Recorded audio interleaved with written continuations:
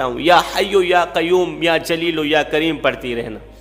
ادھر سے یا حیو یا قیوم پڑھتی جاؤ گی، یا جلیل یا کریم پڑھتی جاؤ گی، ادھر سے اللہ تعالیٰ تیری بکری میں برکت ڈالتا جائے گا۔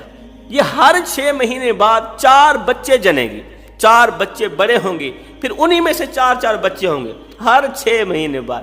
یہ یہودیہ عورت بکری لے کر کریم آقا کی چادر مبارک لے کر اپنے گھر کو چلی گئی۔ پیچھے سے کسی صحابی نے کہا یا رسول اللہ آپ جانتے بھی تھے کہ وہ یہودیہ عورت تھی، بکری دینے کی کیا ضرورت تھی، چادر دینے کی کیا ضرورت تھی؟